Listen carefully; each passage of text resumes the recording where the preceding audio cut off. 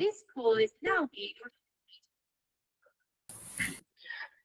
जिल्हा परिषद अहमदनगर आयोजित मिशन आरंभ शिष्यवृत्ती इयत्ता 8वी आजच्या ऑनलाईन क्लासमध्ये सर्व विद्यार्थ्यांचे मनपूर्वक स्वागत.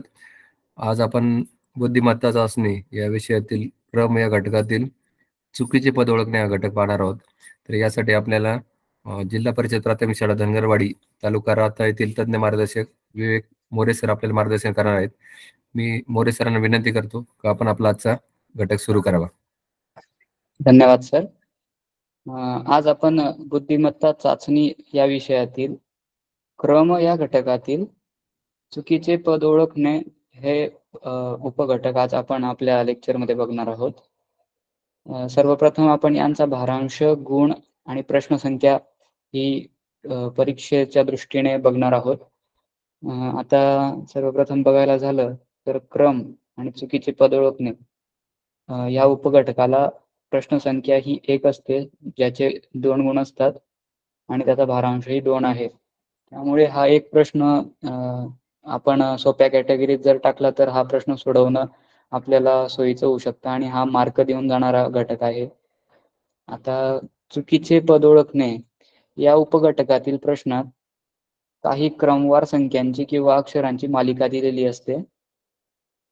यातील एक पद इतर पदांच्या विशिष्ट नियमानुसार बनलेल्या क्रमानुसार नसते.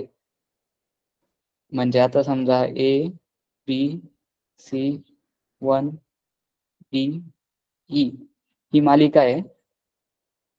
या मालिकेमध्ये एक पद असं आहे की जे या मालिकेत न बसणार आहे.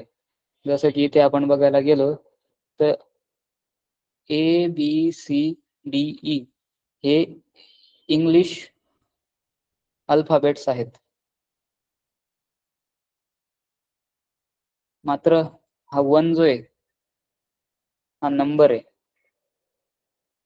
त्यामुळे हे जे ह्या क्रमाच्या नियमानुसार बसत नाहीये.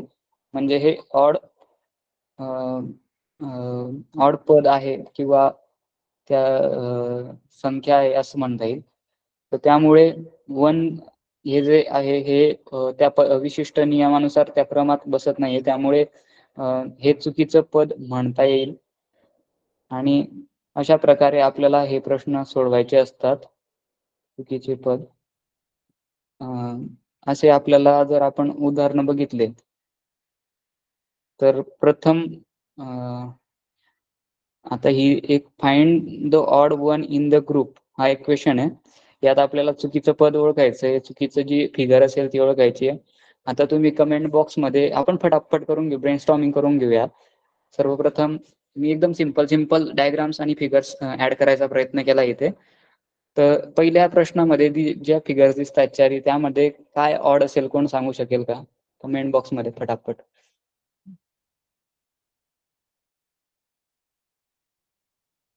चार नंबर येतोय. ओके, 4 4 4. ओके, बरोबर. चौथा हा जो पर्याय आहे यात हे जे चित्र आहे हे लिक्विड खाद्यपदार्थ आहे. मात्र हे पहिले 3 जे घटक आहेत पर्यायांमध्ये हे सॉलिड आहेत. त्यामुळे हा लिक्विड हा जो घटक आहे हा या क्रमामध्ये बसत नाही. त्यामुळे हा एक ऑड घटक म्हणता येईल. त्यानंतर दुसऱ्या प्रश्नामध्ये काय आपल्याला दिसतंय, ज्यात एक पाइनएप्पल, अननस, त्यानंतर स्ट्रॉबेरी, त्यानंतर ग्रेप्स आणि नंतर मग गाजर. मग यात काय ऑड असेल याचाही 4 पर्याय दिला आहे उत्तर. हो, हे उत्तर बरोबर आहे. चौथा पर्याय यासाठी बरोबर आहे कारण की हे फर्स्ट 3 जे आहेत हे फ्रूट कॅटेगरी मध्ये येतात आणि चौथा पर्याय जो आहे तो व्हेजिटेबल या कॅटेगरीत येतो. त्यानंतर प्रश्न क्रमांक 3 कडे वळूयात. सांगा फटाफट कुठला पर्याय चुकीचा आहे? पर्याय क्रमांक 3. Very good. पर्याय क्रमांक 3 जो आहे हा चुकीचं पद आहे या क्रमामध्ये, कारण की हे फर्स्ट, सेकंड आणि थर्ड जे आहेत ह्या टोप्यांचा प्रकार आहे. मात्र ही जी छत्री आहे ही टोपी नसून एक वस्तू म्हणता येईल आहे. त्यानंतर प्रश्न क्रमांक 4 कडे वळूयात. यात कुठले पद हे वेगळे आहे? कोणी ओके. पर्याय क्रमांक 4 उत्तर येतोय. ठीक आहे. पर्याय क्रमांक 4 हे चुकीचं पद इथे म्हणता येईल. कारण की पहिले जे ते ट्रान्सपोर्टेशनचे माध्यम आहे.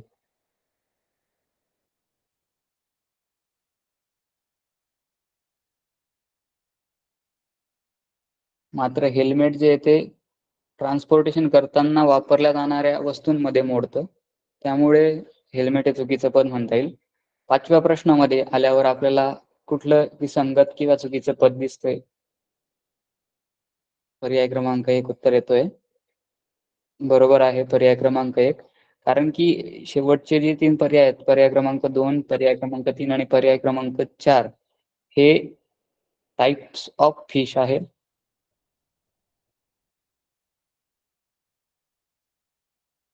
मात्र हा जो आहे, हा क्रॅब आहे, खेकडा म्हणता येईल तो आहे. त्यामुळे हा पर्याय चुकीचा आहे. आपण आता 6व्या प्रश्नाकडे वळूयात. इथे सिग्नल्स दिलेले आहेत. यात कुठला सिग्नल चुकीचा आहे, कुठलं पद चुकीचं आहे, कोण सांगते? ओके. पर्याय क्रमांक 1 ही उत्तर आलेलं आहे आणि पर्याय क्रमांक 4. पर्याय क्रमांक 4 याचं विसंगत पद आहे. विसंगत किंवा चुकीचे पद म्हणजे चुकीचे. ओके. कारण की इथे ग्रीन सिग्नल दाखवलाय.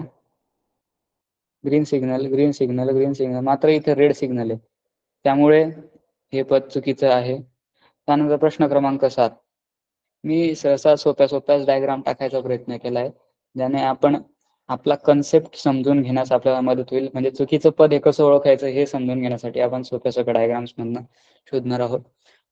उत्तर क्रमांक 2 हे पर्याय क्रमांक 2 हे उत्तर आपण सांगत आहात आणि ते उत्तर बरोबर आहे. कारण की हे जे दुसरे भोपळे आहेत ते प्लेन आहेत, मात्र इथे त्यावर काहीतरी डिझाईन केलेली आहे. त्यानंतर प्रश्न क्रमांक 8 कडे वळूयात आपण. प्रश्न क्रमांक 8 मध्ये बऱ्याच विद्यार्थ्यांचं 4 उत्तर येतंय. ठीक आहे. कारण की इथे हिरवी पानं दिसतायत. हिरवे पान एक दिसतंय. मात्र पर्याय क्रमांक 4 मध्ये हे कोरडं पान दिसतंय. जेणेकरून ते या ग्रुपमध्ये बसत नाहीये. त्यामुळे आपण याला चुकीचं पद म्हणू शकू. त्यानंतर प्रश्न क्रमांक 9 कडे आपण येऊयात. यात कुठलं पद जे आहे ते चुकीचं वाटतंय आपणास? ओके. पर्याय क्रमांक 3 बऱ्याच विद्यार्थ्यांची उत्तरं येत आहेत. कोणी 4 ही टाकतंय. पण पर्याय क्रमांक 1, पर्याय क्रमांक 2 आणि पर्याय क्रमांक 4 यामध्ये सर्व समान आकृत्या आहेत.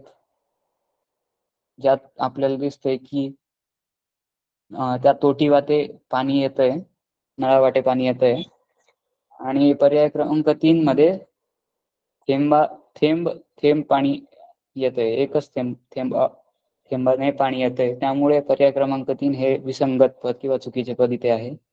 आता प्रश्न क्रमांक 10 कडे वळूयात.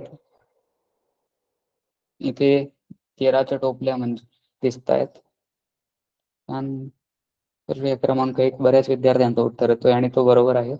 यामध्ये ही जी टोपली आहे ती रिकामी आहे. पर्याय क्रमांक 2, 3 आणि 4 मध्ये 2, 3 आणि 4 मध्ये रिकामी टोपली आपल्याला दिसते. मात्र पर्याय क्रमांक 1 मध्ये ती भरलेली आहे. त्यामुळे हे विसंगत पद झालंय किंवा इथे वेगळं दिसतंय त्या पूर्ण सिक्वेन्स मध्ये. त्यामुळे हे आता प्रश्न क्रमांक 11 कडे वळूयात. प्रश्न क्रमांक 11 सांगा फटाफट. पर्याय क्रमांक 3 तुमचं उत्तर येतंय. पर्याय क्रमांक 1, 2 आणि 3 मध्ये हा जो इमोजी आहे तो आपल्याला स्माइल करताना दिसतोय. मात्र तिसऱ्यामध्ये तो सॅड दिसतोय. जेणेकरून पर्याय क्रमांक 3 हे जे पद आहे किंवा फिगर आहे ती विसंगत आणि चुकीची आपल्याला या सिक्वेन्स मध्ये दिसत नाहीये. आता 12वा प्रश्न बघूयात. 12वा प्रश्न म्हणजे सर्वप्रथम टीव्ही दिलेली आहे. मग बुक दिलेलं आहे, मग टेलिफोन दिलाय आणि मग स्मार्टफोन दिलाय.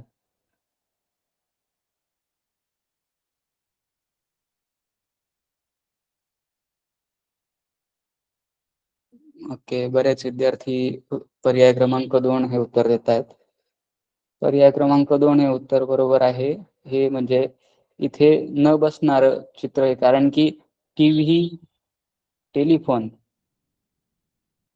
आणि स्मार्टफोन ह्या ज्या तिन्ही गोष्टी आहेत, ह्या कम्युनिकेशनचं माध्यम म्हणता येईल. टीव्ही सुद्धा बऱ्याच कम्युनिकेशनच्या गोष्टी, जेव्हा भूकंप होतो किंवा म्हणजे इमर्जन्सी अलर्ट द्यायचा असतो, तेव्हा आपण न्यूज चॅनल बघतो, तेव्हाही टीव्ही कम्युनिकेशनचं साधन मानलं जातं. बुक हे जे आहे हे म्हणजे आपण म्हणता येईल की ते पण कम्युनिकेशनचं साधन आहे, पण ते एक म्हणजे पुस्तक स्वरूपात आहे. हे जे आहे हे डिजिटल स्वरूपात आहे, त्यामुळे आपल्याला पुस्तक हे वेगळं इथे दिसतंय पद. त्यानंतर प्रश्न क्रमांक 13 मध्ये आपण बघायला गेलो तर यात चुकीचं पद कोणतं आढळतंय आपणास? पर्याय क्रमांक 1 हे बऱ्याच विद्यार्थ्यांचं उत्तर येतंय. पर्याय क्रमांक 1. ओके, पर्याय क्रमांक 1. पर्याय क्रमांक 1. ठीक आहे. आपण आता सर्वात प्रथम पर्याय क्रमांक 2 म्हणजे ज्या आहेत चपला, 3 मध्ये पायमोजे आणि 4 मध्ये बूट, टी मध्ये बूट. या ज्या तिघी गोष्टी आहेत ह्या पायांमध्ये वापरल्या जातात. मात्र हे जे इथे हँड ग्लोव्ज आहेत, त्यामुळे हे विसंगत पद आपल्याला म्हणता येईल. त्यानंतर प्रश्न क्रमांक 14.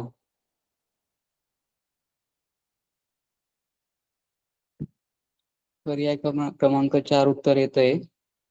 2 पण उत्तर आलंय. ओके, 2, 4. ओके, आता बघूयात आपण या पहिल्या 3 ज्या गोष्टी आहेत त्या युटेन्सिल्स या प्रकारात येतात, म्हणजे भांड्यांमध्ये येतात, जे कुकिंगसाठी वापरल्या जाणाऱ्या. हॅमर हा जो प्रकार आहे हा युटेन्सिल नाहीये, त्यामुळे हे विसंगत पद आहे. प्रश्न क्रमांक 15. याला वेळ लागायला हवा असं मला वाटतंय.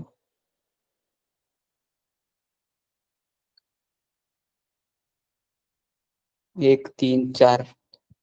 मला अपेक्षित आहे की याचं उत्तर तुमच्याकडनं चुकेल. 3, 3, 3. ओके, 3, 4, 2, 4, 3, 1, 2. ओके, 3. बऱ्याच विद्यार्थ्यांनी बरोबर उत्तर दिलेलं आहे. 3 हा चुकीचं पद म्हणता येईल. आपण यामागचं लॉजिक बघूया. आता फर्स्ट फिगर मध्ये एक ट्रायंगल आहे, त्यात सर्कल आहे आणि 3 रेषा आहेत. म्हणजे बाहेरील रेषा, आकृती जी आहे तिला किती रेषा आहेत?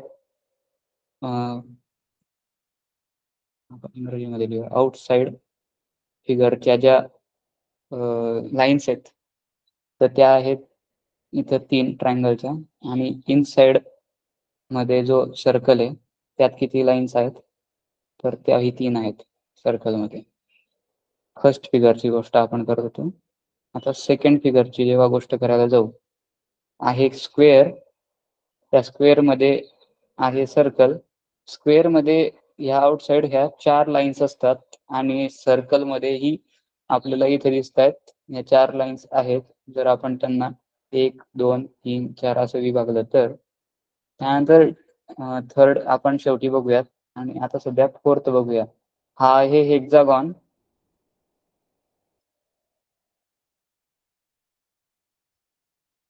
हेक्सागॉन मध्ये बाहेरील बाजूस 6 रेषा असतात. त्यानंतर आतील जी आकृती आहे त्यातही 6 रेषा आपल्याला बघायला मिळत आहेत. म्हणजे ए, बी आणि डी यात इनसाइड अँड आउटसाइड ज्या लाईन्स आहेत त्या समान किंवा सेम आहेत. मात्र फिगर थर्ड जी आहे त्यात आउटसाइडला पेंटागॉन आहे 1 2 3 4 5 यात किती आहेत 5 रेषा आहेत आणि इनसाइडला सर्कलमध्ये किती आहेत तर त्या 4 रेषा आहेत. तर त्यामुळे फिगर थर्ड जी आहे ही चुकीची फिगर आहे. त्यामुळे याचं उत्तर हे थर्ड येतं. आपण बऱ्यापैकी योग्य उत्तर दिलेलं आहे. आपण आता चुकीचे पद ओळखणे या घटकाकडे वळूयात. यामध्ये आता काही क्रमवार संख्यांची किंवा इंग्रजी अक्षरांच्या मालिका दिलेली असते. यातील एक पद इतर पदांच्या विशिष्ट नियमानुसार बनलेल्या क्रमानुसार नसते. आपण वरती बघितलं होतं की एक पद जे असेल ते एक विशिष्ट नियमानुसार नसेल त्या क्रमातल्या. मग हे पद ओळखून आपण पर्यायातून ते निवडायचं आहे. आता पहिला प्रश्न आपण बघूयात. 2, 6, 12, 18, 30 आणि 42 यामध्ये जर मी आपण सर्वप्रथम संख्या या घटकामध्ये संख्या या नंबर्समध्ये क्रमाच्या संख्या या उपघटकामध्ये आपण लॉजिक कशा प्रकारचं असतं ते बघितलं होतं. आपण पुन्हा एकदा जाऊया त्याकडे. हे बघा, सर्वप्रथम आपल्याला टाइप्स ऑफ सिरीजमध्ये एक प्राईम नंबरची सिरीज मिळाली होती. ओके. त्यानंतर मल्टिप्लिकेशन सिरीजचं उदाहरण बघितलं होतं. त्याच्याही पहिले आपण 2 उदाहरणं बघितले होते ज्यात एक ॲडिशनची सिरीज होती आणि एक सबट्रॅक्शनची सिरीज होती. म्हणजे बघा ॲडिशन, सबट्रॅक्शन, मल्टिप्लिकेशन, डिव्हिजन ह्या प्रामुख्याने 4 गोष्टी बघायच्या असतात. त्यानंतर स्क्वेअर ऑफ अ नंबर आणि त्यानंतर क्यूब ऑफ अ नंबर या गोष्टी आपण इथे बघितल्या होत्या. प्राईम नंबर सिरीजचं उदाहरण बघितलं होतं. त्यानंतर मल्टिप्लिकेशन सिरीजचं उदाहरण बघितलं होतं. त्यानंतर डिव्हिजन सिरीजचं उदाहरण बघितलं होतं. त्यानंतर स्क्वेअर ऑफ अ नंबरचं उदाहरण बघितलं होतं. त्यानंतर क्यूब ऑफ अ नंबरचं उदाहरणही बघितलं होतं. म्हणजे यातनं आपल्याला सिरीज मिळत जाते आणि आपण ह्या पहिल्या उपघटकामध्ये पुढचं पद काढायचं शिकलो होतो.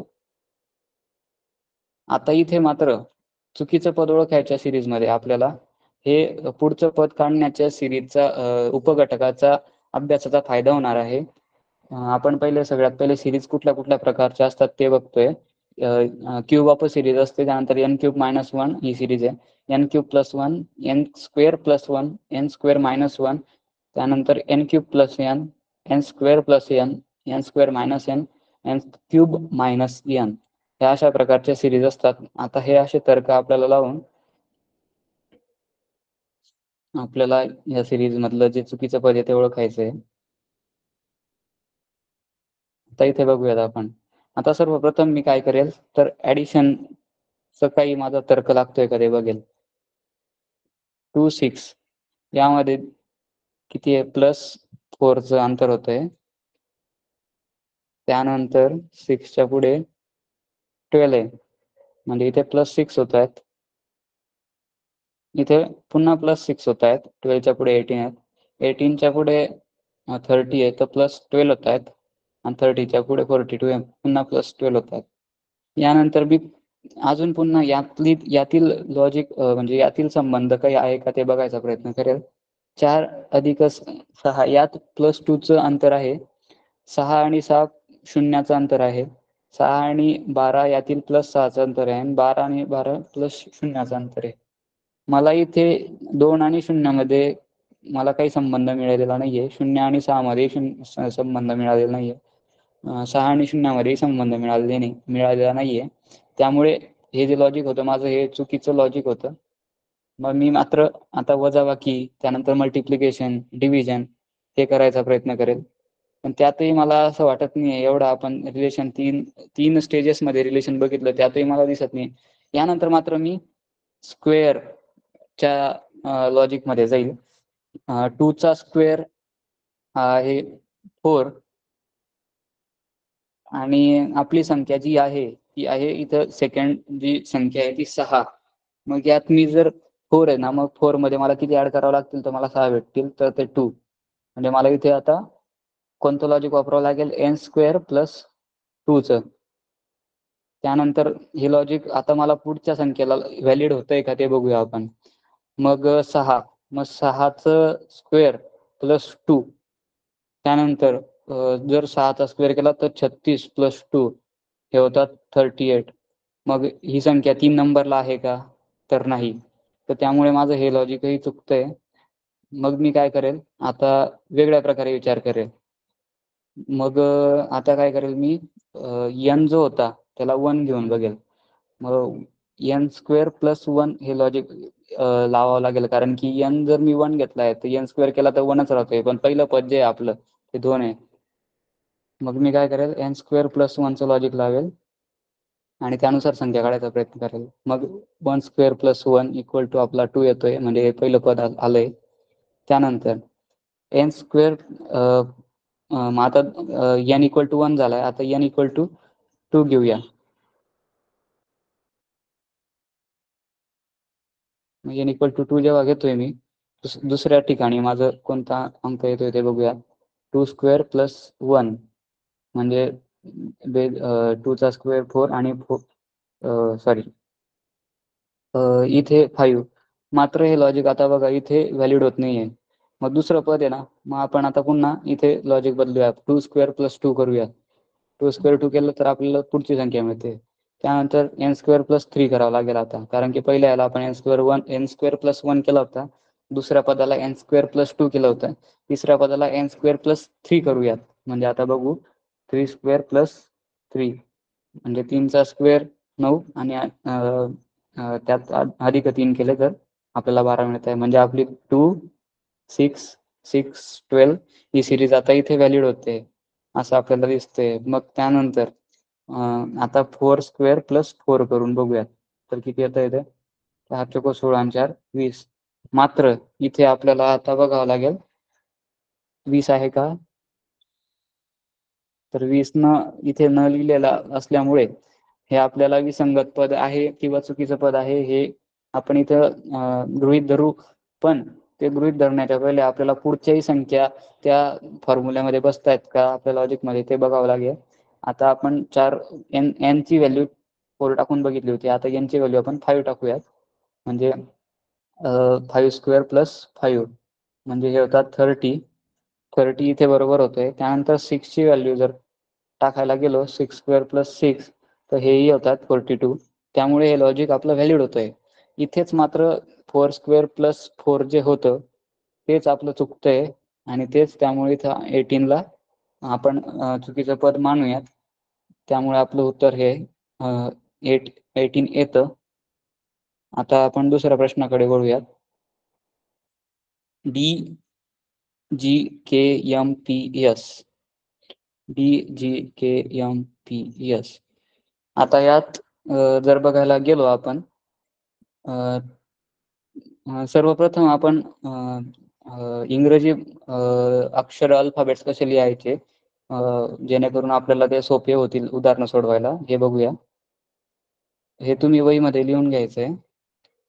2 प्रकारे इंग्रजी वर्णमालेची आपण मांडणी करायची आहे आणि ती पाठही आपल्याला करायची असते, जेणेकरून आपले जे परीक्षेत अल्फाबेट्स नंबर्समध्ये कन्वर्ट करायला जातो तेव्हा वेळ न जाता आपल्याला पाठ असल्यामुळे आपण फटाफट ते सोडवायचा लगेच प्रयत्न करतो. आता इथे तुम्ही सर्वप्रथम या दोघी टाईप लिहून घ्या. आपण काय केलंय सर्वप्रथम, फर्स्ट 13 लेटर्स जे आहेत इंग्लिश अल्फाबेट्स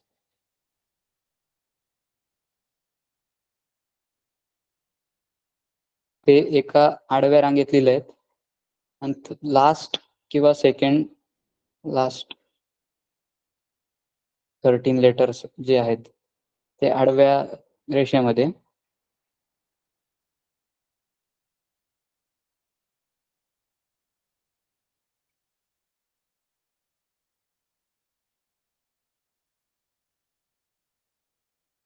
ते आडव्या रेषामध्ये उलट्या दिशेने गेलोय, म्हणजे इकडनं जाताना फर्स्टने इकडनं ह्या दिशेने गेलोय, ह्या दिशेने, आणि येताना मात्र ह्या दिशेने आलोय. असं जेणेकरून काय होतं, आपल्याला आता जर सिरीज दिलेली आहे समजा ए झेड, त्यानंतर ई व्ही, त्यानंतर आय आर, आणि पुढचं पद ओळखायला लावलंय. तर आपण ओळखताना जर बघायला गेलो या प्रश्नामध्ये, तर आपल्याला बराच वेळ लागेल आपल्याला तर्क लावायला. पण जर तुमचं हे पाठ असेल, पहिले 13 लेटर्सची जी मांडणी आहे आणि दुसऱ्या 13 लेटर्सची मांडणी, तर ती लगेच तुमच्या लक्षात येऊन तुम्हाला पुढचं काढता येईल, ज्याचं उत्तर काय असेल, डी ई ई, त्यानंतर आय आर, त्यानंतर एम, या क्वेश्चन चिन्हाच्या जागी एम एन असेल, कारण की इथे आपण दोन मधले ज्या घटक होते ते सोडले. त्यानंतर इथे आपण सॉरी 2 नाही 3 सोडलेत. त्यानंतर पुन्हा UV ला, नंतर आय, पुन्हा 3 सोडलेत, आणि इथून पुन्हा 3 सोडलेत, म्हणजे एम हे उत्तर आपलं इथे येतंय. असे प्रश्न जर आलेत तर आपल्याला फटाफट कॅल्क्युलेशन करता यावं, यासाठी अल्फाबेट्स आणि त्यांचा न्यूमरिकल नंबर किती आहे, कितव्या न्यूमरिकल ठिकाणी येत आहेत ते पाठ असायला हवं. हा फर्स्ट टाईप झाला. आता आपण दुसऱ्या टाईप्सला बघूया. दुसऱ्या टाईपकडे वळताना आपण 5-5 चे गट केलेले आहेत.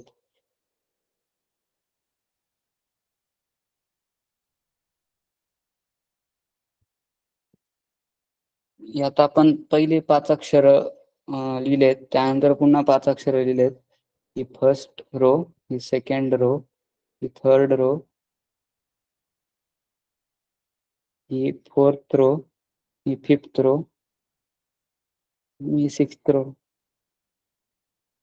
आता इजोटी म्हणून हे जे संबोधन आहे, हे तुम्हाला लक्षात राहण्यासाठी एकदम सोपं आहे. इजोटी, EJOTY. ई हा 5व्या स्थानी आहे, जे हा 10व्या स्थानी, O 15व्या स्थानी, T हा 20व्या स्थानी, आणि Y हा 25व्या स्थानी. हे आपल्याला आता उदाहरणांमधून कळेलच लवकर. आता मी सांगत नाही, लवकर उदाहरणाकडे वळूया.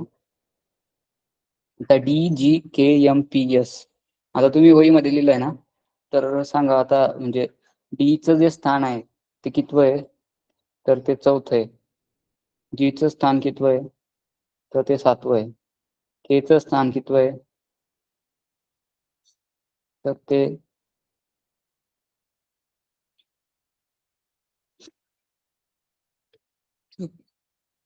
बघून घ्या इकडे. चं स्थान कितवं आहे, इथे 11वं आहे. मग आता इथे बघू आपण 4, 7, 11. त्यानंतर चं स्थान 13वं आहे, चं स्थान 16वं आहे, आणि चं स्थान जे 19वं आहे. मग आपण बघूया यात काही रिलेशन आहे का. 4, 7, 11, 13, 16.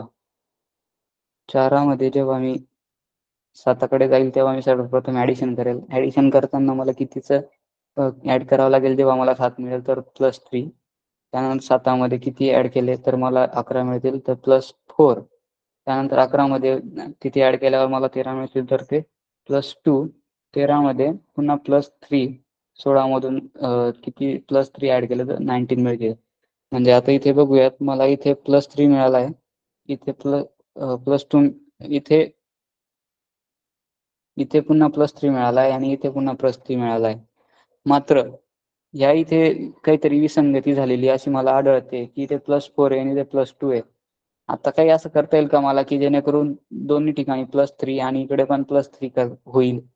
तर हो, K-1 पोझिशनला जे अल्फाबेट असेल ते जर मी टाकलं, आता समजा ते जे, तर ते जर मी टाकलं, तर याचा जो सांकेतिक न्यूमरिकल नंबर आहे तो 10 आहे आणि जर तो 10 नंबर मी इथे पुट केला 11च्या जागी, तर मला या दोघी ठिकाणी +4च्या जागी +3च मिळेल आणि इथून 10 कडून 13ला जाताना सुद्धा मला +3च मिळेल.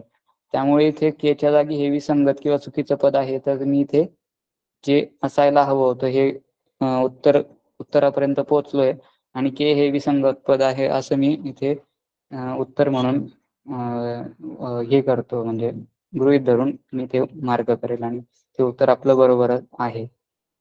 त्यानंतर हा 2020चा PYQ आहे, प्रिव्हियस इयर क्वेश्चन पेपरामध्ये आलेला प्रश्न आहे. 12, 15, 15 20, 20 23, 23 28, 34, 34 38, 38 45. आता इथे काहीतरी असा तर्क आहे की ज्याने ही सिरीज कंप्लीट होते, मात्र एक पद असं आहे की जे चुकीचं आहे. मग आता 12 मध्ये किती ऍड केल्यावर मला 15 मिळतात, तर ते +3, त्यानंतर पण +5, +3, +5, प्लस त्यानंतर 6, +4, त्यानंतर इथे पुन्हा 7. तर इथे मला समान काही दिसत नाहीये. इथे म्हणजे 3, 5, 3, 5 बरोबर होतं, पण इथे 6, 4, 7, त्यामुळे हा तर्क माझा चुकतोय. मग मी आता काय करेल, पुढचा तर्क लावेल. काय तर आता इथे वजाबाकी पण होत नाहीये, त्यामुळे तो तर्क गेला. मल्टिप्लिकेशन, डिवायडेशन हेही गेलं. मग आता मी काय स्क्वेअर कडे जाईल, पण स्क्वेअरही त्यात बसत नाहीये. मग स्क्वेअर रूट पण जाईल, मग तेही होत नाहीये. मग मात्र मी आता काय करेल, तर मूळ संख्यांचा पण एक आपला सिरीज बघितली होती आपण. आता मूळ संख्यांकडे बघेल. म्हणजे 12च्या जवळ मला एक मूळ संख्या आढळते, ती आहे 11. 15च्या जवळ एक मूळ संख्या आहे, ती आहे 13. 20च्या जवळ एक मूळ संख्या आहे, ती आहे 17 आणि 19 पण आहे. 23च्या जवळ पण एक मूळ संख्या आहे, म्हणजे 23 खुद्द एक मूळ संख्या आहे आणि त्याच्या मागची 19 आहे आणि त्याच्या पुढची जी आहे ती 29 आहे डायरेक्ट. मग आता बघू काहीतरी यात तर्क लागतोय का. मग 12 जी आहे संख्या, मग 11 अधिक 1 जर मी केलं तर मला 12 मिळत आहेत. इथेच लिहितो मी, 11 अधिक 1 केला तर 12 मिळतोय. त्यानंतर 13 अधिक 2 केला तर मला 15 मिळत आहेत. 17 अधिक 3 केले तर मला 20 मिळत आहेत आणि 19 अधिक 4 जर केले तर मला 23 मिळत आहेत. म्हणजे इथे बघा, मूळ संख्यांची पण सिरीज आहे, मूळ संख्या त्यांची पण सिरीज आहे आणि त्यानंतर ऍडिशनची पण सिरीज आहे. म्हणजे त्यात मूळ संख्यांमध्ये 1 ऍड केलाय, मग 2 ऍड केलाय, 1 2 3 4. मग पुढची संख्या आता मी बघेल, ती ही सिरीज तर आता आपण चार ठिकाणी बघितलंय, 4 पदांवर ती व्हॅलिड होते. त्यामुळे आपण हाच तर्क पुढे लावूयात आणि पुढचं बघूयात की पुढची संख्या व्हॅलिड म्हणजे त्या सिक्वेन्स मध्ये बसते का. मग 19 नंतर पुढची संख्या आहे 23 अधिक 5, 28 मला मिळत आहेत का. हो, 28 मिळत आहेत. त्यानंतर इथे 23च्या पुढची संख्या 29 अधिक 6, 29 अधिक 6 होतात 35. 35 मला मिळत आहेत का, तर नाही, इथे 34च आहेत. त्यामुळे हे विसंगत पद असं मला वाटतंय. त्यानंतर पुन्हा इकडे पुढे बघूयात, 29च्या पुढची संख्या आहे 31. 31 अधिक 7, 38 होतात का. हो, 38 आहे. त्यानंतर 31च्या पुढची आहे 37. 37 अधिक 8 हे 45 होत आहेत का, तर हो. तर त्यामुळे हे 34 जी संख्या इथे 34च्या ऐवजी इथे 35 असायला हवं होतं, जेणेकरून ही सिक्वेन्स जी होती ती कंप्लीट झाली असती. त्यामुळे 34 हे चुकीचं पद आहे. त्यानंतर आपण एक सोपा प्रश्न बघूया. आता टायमर लावूयात आपण. आता पुढील प्रश्न जास्तीत जास्त सराव करण्याचा आपण प्रयत्न करू. पुढील प्रश्न आता तुम्ही 1 मिनिटाच्या आत सोडवायचा. आपण टायमरला प्रश्न क्रमांक 3 आता सोडवूया आपण.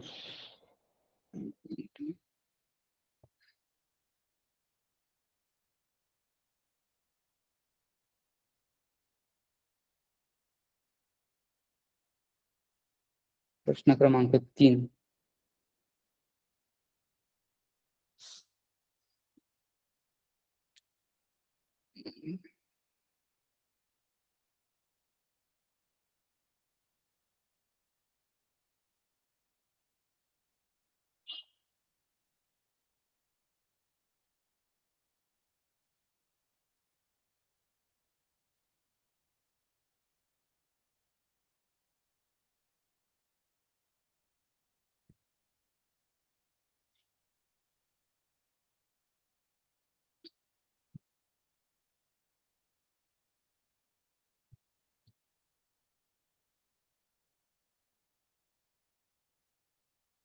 पर्याय क्रमांक 1, पर्याय क्रमांक 4 असे उत्तर येत आहेत.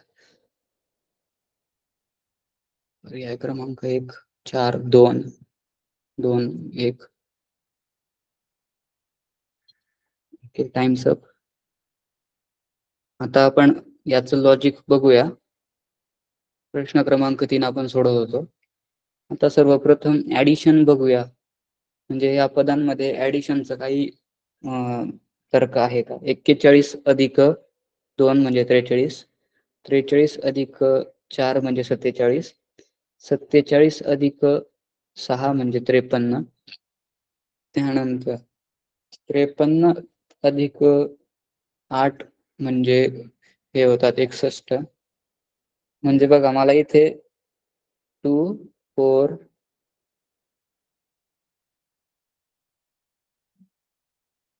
2, 4 आणि 6 आणि 8 हे जे 4 पदं मिळाली आहेत, हे लॉजिक व्हॅलिड करतायत.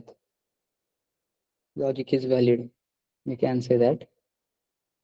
मात्र आता पुढे जेव्हा जाईल मी, इथे 61 प्लस 10 हवं होतं आणि 10 जर मी ऍड केलेत 61 मध्ये तर ते होतात 71. म्हणजे इथे 70च्या ऐवजी 71 का होता. आणि पुढचं जर पद बघितलं तर इथं +12 जर केलं तर 83 हे बरोबर मिळत आहेत. मात्र हा 70 होता, इथं 70च्या जागी 71 असायला हवा होता, जेणेकरून आपलं हे 70 हे पद चुकलेलं आहे, ज्याचा पर्याय क्रमांक 1 हा आहे. तर याचं उत्तर हे 1 आहे. त्यानंतर आपण आता पुढील प्रश्न घेऊयात. पुढील प्रश्न आहे प्रश्न क्रमांक 2 घेऊयात आपण आता. आपला टाइम सुरू होतोय आता.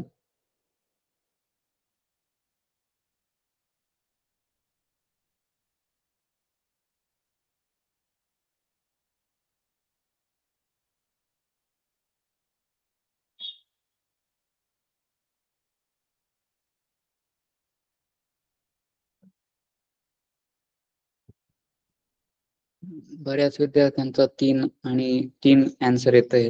2 ही टाइप केलेला आहे, 4 ही टाइप केलेला आहे. 3.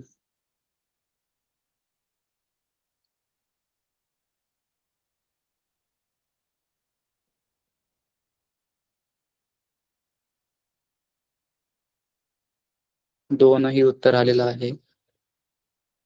आपल्याला चुकीचं पद काढायचं आहे.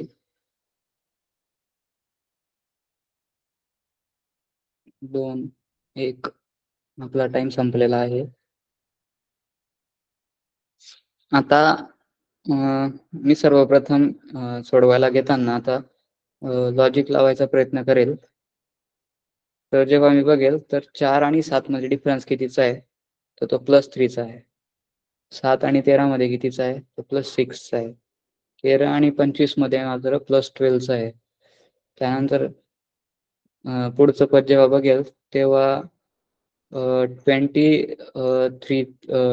13चा मला डिफरन्स 23चा डिफरन्स मिळेल. आता इथे मला काही तर्क दिसतोय का बघूया. यात 3 आणि 6 मध्ये मला पुन्हा +3 होताना दिसत आहे, +6. त्यानंतर इथे +11 होत आहे, म्हणजे हा जो तर्क आहे हा इथे मॅच होत नाही. इथे जर 12 असता किंवा +9 असताना तर हा तर्क आपला व्हॅलिड राहिला असता. पण ही सिरीज या अशी बनलेली नाहीये. मग आपल्याला पुढचा तर्क घ्यावा लागेल. पुढचा तर्क आपण जेव्हा घ्यायला जाऊ तर आपण काय करूयात आता ही दुप्पट आहे का ते बघूया. म्हणजे 4 दुनी 8 होतात. 8च्या जवळ 7 आहे का? तर हो. तर त्याला जर आपण एक मायनस केला, तर आपल्याला 7 मिळतोय. त्यानंतर 7ला अ, 7ला जर मल्टिप्लाय केलं एखादी संख्येने आणि त्यात 1 वजा केला तर 13 मिळतात का? तर हो. म्हणजे ही सीरीज कशी होते बघा. 4 multiplied by 2 minus 1, 7 multiplied by 2 minus 1, 13 multiplied by 2 minus 1. आता हे व्हॅलिड होतंय का ते बघूयात. 4 आणि 2 मल्टिप्लाय केलं, 1 वजा केलाय तर आपल्याला 7 मिळालाय. 7ला 2 ने मल्टिप्लाय केलंय आणि वजा 1 केलाय तर आपल्याला 13 मिळालाय. 13 दुने 26 आणि 1 वजा केला 25 झाले. 25 गुणिले 2 वजा 1 49 मला इथं मिळायला हवे होते. पण इथे 28 आहे. 48 आहे, माफ करा. तर 48 हे मी आता उत्तर अपेक्षित धरतो. मात्र मी यापुढेही उत्तर काढण्याचा प्रयत्न करणार आहे. आता जर समजा 193 मल्टिप्लाइड बाय 2 मायनस 1 जर केलं तर मला 385 मिळतात आणि 97 मल्टिप्लाइड बाय 2 मायनस 1 केलं तर मला 193 ही मिळतात. म्हणजे हे व्हॅलिड होतंय. मात्र इथे 48च व्हॅलिड होत नाही. त्यामुळे आपलं हे उत्तर 48 आहे. आता आपण 2021 चा प्रश्न घेऊयात. आपला टाइमर सुरू होतोय आता. तुमच्याकडे 1 मिनिट आहे. आपण सोडवायचा प्रयत्न करायचा आहे.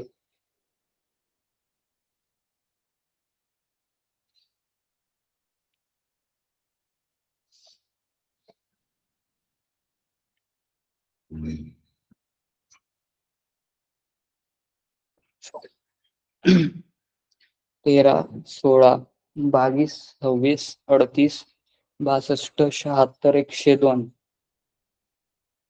ही मालिका दिलेली आहे. या मालिकेतील चुकीचं पद ओळखायचं आहे. हा 2021 चा प्रश्न आहे. 13, 16, 22, 26, 38, 62, 76, 102.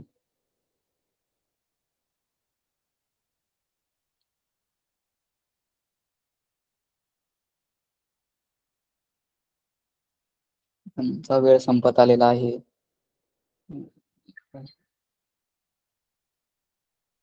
आता मी सर्वप्रथम जेव्हा तर्क शोधायला जाईल, 13 अधिक 3 16, 16 अधिक 6 22 प्लस 4, 22 प्लस 4 इक्वल टू 26.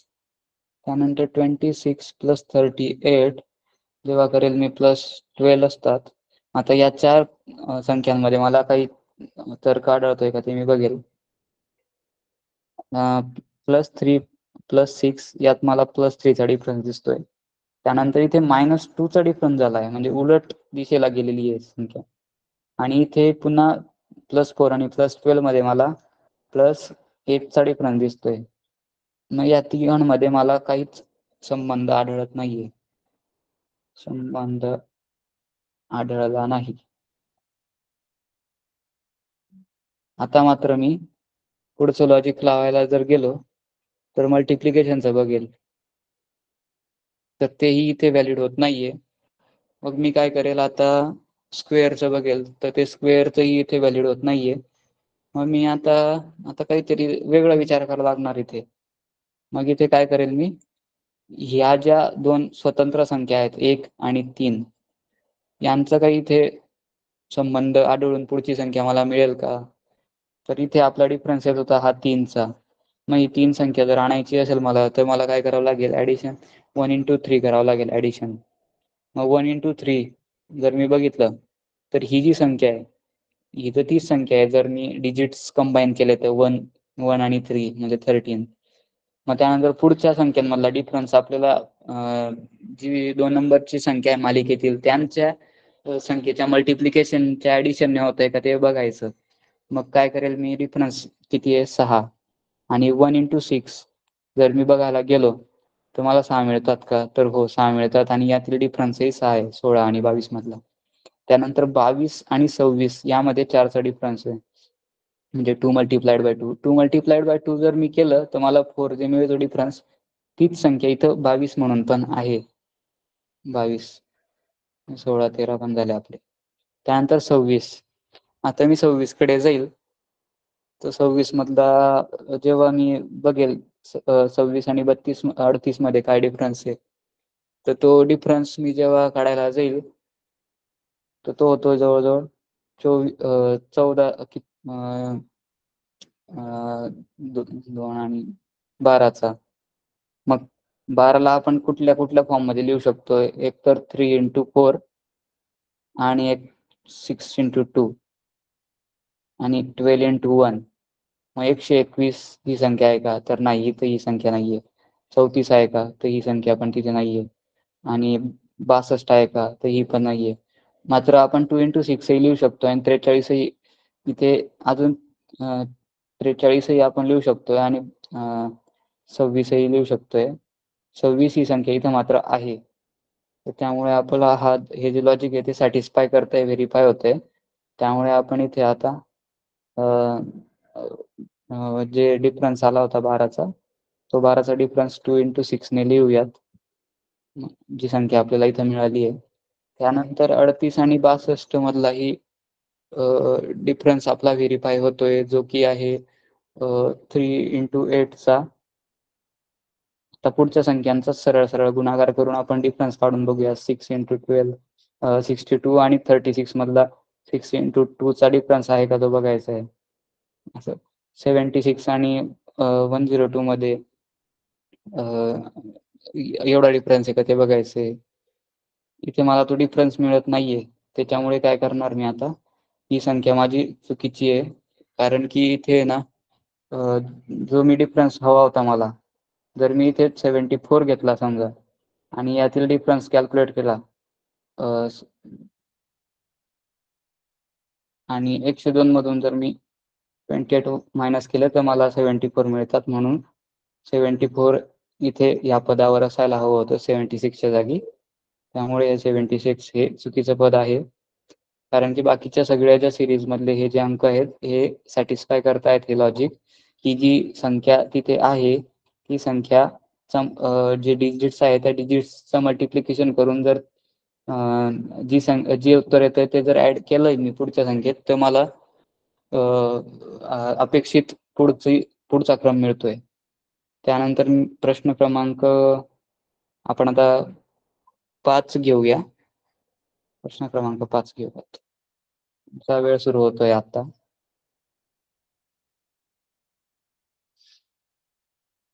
5, 6, 11, 17, 27, 45, 73, 118.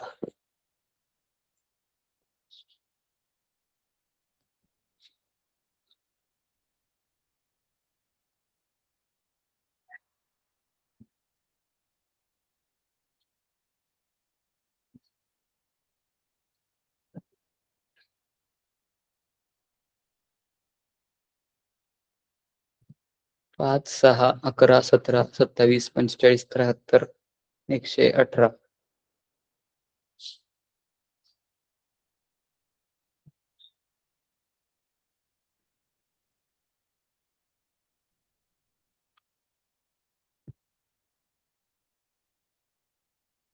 बऱ्याच विद्यार्थ्यांनी उत्तर दिलेलं आहे. वेळ संपलेला आहे. आपण आता उत्तराकडे वळूया. आपण सर्वप्रथम ऍडिशनचं लॉजिक लावूयात. 5 आणि 6 मध्ये डिफरन्स आहे +1चा. त्यानंतर यात आहे +5चा. यात आहे +6चा. त्यानंतर इथे आहे प्लस इथे +11चा. इथे पुन्हा आहे +17चा. 27, 45, 17. इथे डिफरन्स जो होता तो 10चा. त्यानंतर 27 आणि 45 मध्ये जो डिफरन्स आहे तो आहे 17चा. माफ करा.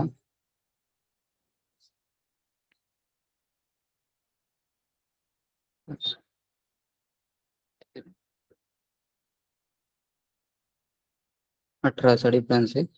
त्यानंतर इथे आहे पुन्हा 45 आणि 73 मध्ये 28चा आणि 73 आणि 118 मध्ये आहे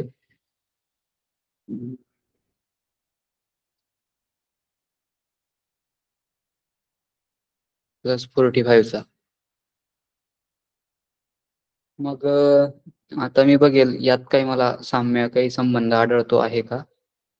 जर मी बघायला गेलो +5 आणि +6 यात +4चा बेरीज आहे. यात पुन्हा +5 आहे. यात इथे +4 त्यानंतर इथे +8 या वरील 4 याच्यामध्ये मला काही संबंध आढळतोय का? मी ते बघेल आता. पहिले 4 मग नंतर 5 मग पुन्हा 4 आणि मग 8 म्हणजे यात मला हे लॉजिक आढळत नाहीये. मग हे मी पुन्हा विसरेल आणि आता दुसऱ्या लॉजिकसाठी प्रयत्न करेल. मग जेव्हा मी बघेल तेव्हा आता जर मी पहिली संख्या हे केली, रब केली आणि मागील संख्यांचा आढावा घेतला तर +5 आणि 6 + 5 हे 11 होत आहेत. तर हा +5 कुठून आलाय? तर इथून आलेला आहे. म्हणजे पहिलं पद जे होतं ते 5 होतं. त्यानंतर दुसरं पद जे 6 आहे ते पुन्हा ऍड होतंय पुढच्या ज्या आपल्या संख्या मिळतायत म्हणजे थर्ड टर्म आणि फोर्थ टर्मचा जो डिफरन्स आहे तो मला सेकंड टर्म मधून मिळतोय. त्यामुळे मग ही मालिका अशी चालू आहे. मग जेव्हा मी आता समजा इथे व्हॅलिड होत नाहीये, मग पुढच्या शेवटच्या 2-3 संख्यांचं करून बघेल.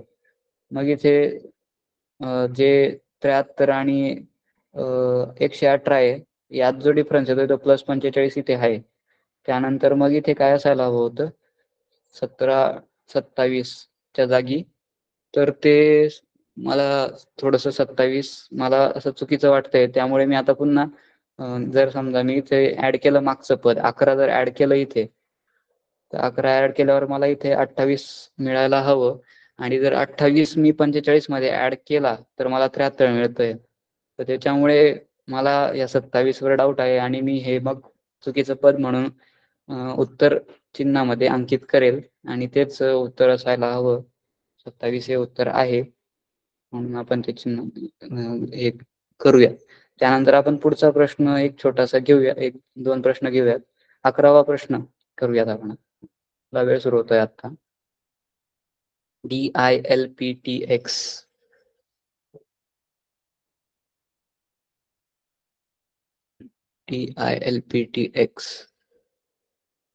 तर आपण यातही लिहिलंय की डी हा 4थ्या स्थानी आहे, आय जो आहे तो 9व्या स्थानी आहे. तुम्ही वहीमध्ये तुम्ही जे लिहिलंय ते त्यानुसार तुम्ही पण लिहिलेत अल्फाबेट्स त्यानुसार आपण करूयात. बाकीच्यांना हे दिसणार नाही तर स्क्रीन. DILPTX याचा प्रश्न आहे.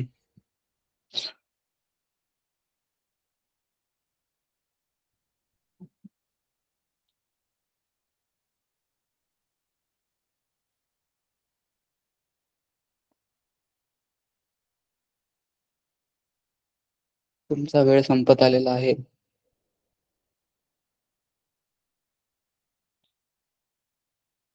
ओके, वेळ संपला आहे आता थांबून घेऊ. आता बघूयात यात काही आपल्याला लॉजिक आढळतंय का. डी आणि आय मध्ये जर आपण ऍडिशन म्हणजे यातला डिफरन्स बघितला इथे बघूया आपण. डी आणि आय मध्ये मला किती संख्या दिसत आहेत. हा इथे डी आहे आणि इथे आय म्हणजे 1 2 3 4 आणि ही आय म्हणजे ही 5वी आहे. ओके, आता समजूया आता याच्यामध्ये किती संख्या होत्या असं +4 लिहूयात समजा आणि आय आणि एल मध्ये किती आहेत बघूयात 1 आणि 2 आहेत. ठीक आहे म्हणजे +2. त्यानंतर एल आणि पी मध्ये किती आहेत ते बघूयात. एल आणि पी 1 2 3 ओके +3 आहेत. इथे +3 आहेत. त्यानंतर पी आणि टी मध्ये बघूयात. पी आणि टी यात 1 2 3 म्हणजे इथे पुन्हा +3 येत आहेत P आणि T मध्ये. T आणि X मध्ये बघूयात. 1, 2, 3 म्हणजे पुन्हा यात 3 आलेले आहेत. मग इथेच कुठेतरी गडबड होते पहिल्या 3 संख्यांमध्ये. म्हणजे यात कुठली तरी एक संख्या अशी आहे की जी चुकीची आहे, जेणेकरून आपला हा +3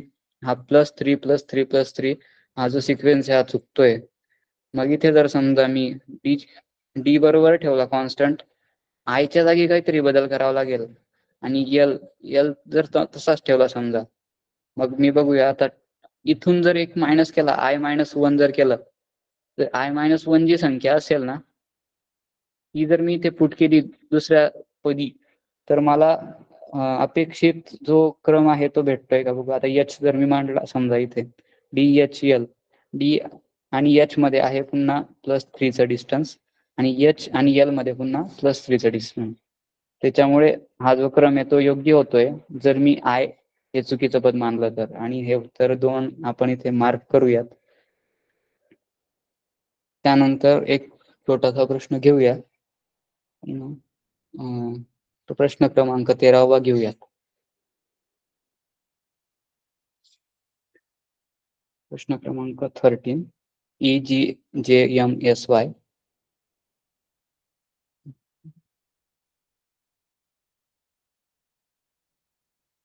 बऱ्याच EGJMSY 3 पर्याय क्रमांक येतोय. बऱ्याच विद्यार्थ्यांचं 3 उत्तर येतंय. EGJMSY आपण जर बघितलं, E हा जो आहे तो 5व्या स्थानी आहे. G जो आहे तो 7व्या स्थानी आहे. J जो आहे तो 10व्या स्थानी आहे. आपण जो पाठ केला होता जो T 5, 10, 15, 20, 25. M जो आहे तो 13व्या स्थानी असतो. त्यानंतर S जो आहे तो 19व्या स्थानी आहे आणि Y जो आहे तो 25व्या स्थानी आहे. इथून आपण पुन्हा एकदा व्हेरीफाय करून घेऊ. M जो आहे तो 13व्या स्थानी आहे. ओके. मग आता जर आपण करायला गेलो तर 5त जर मी +2 केले तर +7 होतात. 7त जर मी +3 केले ते +10 होत आहेत. इथे +3 केले तर 13 होत आहेत. इथे प्लस मला 6 करावं लागतायत जेणेकरून मला 19 मिळत आहेत आणि इथे मला पुन्हा +6 करावे लागतायत. मग इथे जर मी समजा सिक्वेन्शियल बघितलं, इथे 2, 3 इथे जर 4, 5 असता आणि इथे 6 म्हणजे ही सिक्वेन्स कंप्लीट झाली असती. मग इथे 4, 5 आणण्यासाठी आपल्याला काहीतरी करावं लागेल. म्हणजे हे M जे पद आहे, हे मला वाटतंय की हे चुकीचं आहे. आणि जर मी M च्या ठिकाणी समजा आता इथे +4, 10+4 च्या ठिकाणी कुठलं पद येतंय मला सांगा बरं का, कोणतं आहे 14व्या स्थानी? हे तर ते आहे, बघून घेऊया आपण.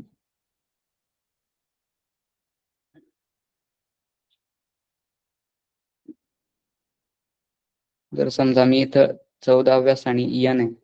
N जर पुट केला मी, M च्या जागी N केला, तर ही सिक्वेन्स आपली करेक्ट होते. त्यामुळे M हे जे आहे हे चुकीचं पद आहे. म्हणून मी M पर्याय क्रमांक 3 हा मार्क करेल. त्यानंतर आता एक 2 गोष्टी अजून सांगायच्या होत्या.